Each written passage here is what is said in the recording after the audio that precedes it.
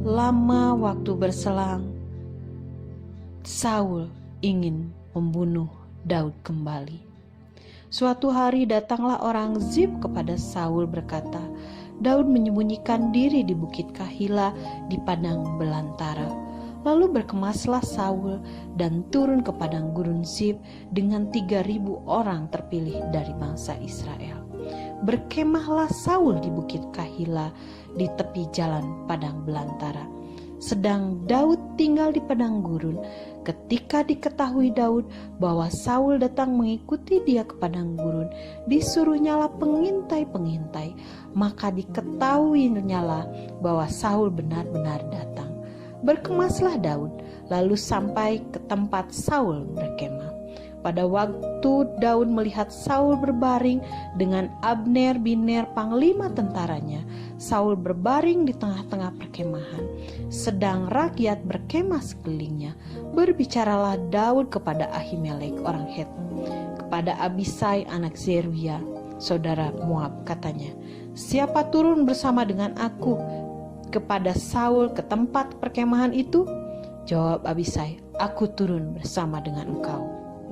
Lalu datanglah Daud dan Abisai kepada rakyat itu pada waktu malam, dan tampaklah di sana Saul berbaring tidur di tengah-tengah perkemahan dengan tombak terpancung di tanah pada sebelah kepalanya, sedang Abner dan rakyat itu berbaring sekelilingnya. Lalu berkatalah Abisai kepada Daud, pada hari ini Allah telah menyerahkan musuhmu ke dalam tanganmu. Oleh sebab itu izinkanlah kiranya aku menancapkan dia ke tanah dengan tombak ini. Tetapi Daud berkata kepada Abisai, jangan musnahkan dia, sebab siapakah yang dapat menjamah orang yang diurapi Tuhan dan bebas dari hukuman. Lagi kata Daud, demi Tuhan yang hidup, niscaya Tuhan akan membunuh dia, entah karena sampai ajalnya dan ia mati, entah karena ia pergi berperang dan hilang lenyap di sana. Kiranya Tuhan menjauhkan itu daripadaku. Ambillah sekarang tombak yang ada di sebelah kepalanya dan kendi itu, marilah kita pergi. Kemudian Daud mengambil tombak dan kendi itu di sebelah kepala Saul, lalu mereka pergi. Tidak ada yang melihatnya, tidak ada yang mengetahuinya, tidak ada yang terbangun, sebab sekaliannya tidur, karena Tuhan membuat mereka tidur nyenyak. Setelah Daud sampai ke seberang, berdirilah ia jauh-jauh di puncak gunung, sehingga ada jarak yang besar antara mereka. Berserulah Daud kepada tentara itu dan kepada Abner bin Ner, katanya, tidakkah engkau menjawab, Abner? Maka jawab Abner, katanya, siapakah engkau ini yang berseru-seru kepada raja? Kemudian berkatalah Daud kepadanya, apakah engkau ini bukan laki-laki? Siapakah yang seperti engkau di antara orang Israel? Mengapa engkau tidak mengawal tuanmu raja? Sebab ada seorang dari rakyat yang datang untuk memusnahkan raja tuanmu. Tidak baik hal yang kau perbuat ini, demi Tuhan yang hidup, karena kamu tidak mengawal tuanmu, orang yang diurapi Tuhan itu. Sekarang lihatlah di mana tombak raja dan kendi yang ada di sebelah kepalanya. Saul mengenal suara Daud, lalu ia berkata, suaramu kah itu anakku Daud? Jawab Daud, suaraku tuanku raja. Lalu berkatalah ia, mengapa pula tuanku mengejar hambamu ini? Apa yang telah kuperbuat? Apakah kejahatan yang melekat pada tanganku? Oleh sebab itu, kiranya tuanku raja mendengar perkataan hambamu ini. Jika Tuhan yang membujuk engkau melawan aku, maka biarlah ia mencium bau korban persembahan.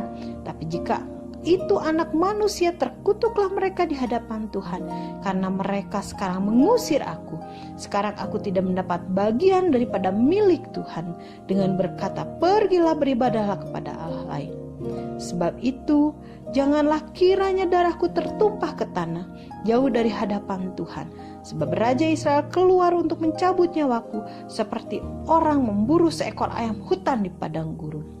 Lalu berkatalah Saul, aku telah berbuat dosa, pulanglah anakku Daud, sebab aku tidak akan berbuat jahat lagi kepadamu, karena nyawaku pada hari ini berharga di matamu. Sesungguhnya perbuatanku itu bodoh dan aku sesat sama sekali. Tetapi Daud menjawab, "Inilah tombak itu ya Tuanku Raja. Baiklah salah seorang dari orang-orangmu menyeberang untuk mengambilnya. Tuhan akan membalas kebenaran dan kesetiaan setiap orang. Sebab Tuhan menyerahkan engkau pada hari ini ke dalam tanganku, tetapi aku tidak mau menjamah orang yang diurapi Tuhan. Sesungguhnya seperti nyawamu pada hari ini berharga di mataku, demikianlah hendaknya nyawaku berharga di mata Tuhan, dan hendaklah Ia melepaskan aku dari segala kesusahan." Lalu berkatalah Saul kepada Daud, "Diberkatilah kiranya engkau, anakku Daud. Apapun juga yang kau perbuat, pastilah engkau sanggup melakukannya."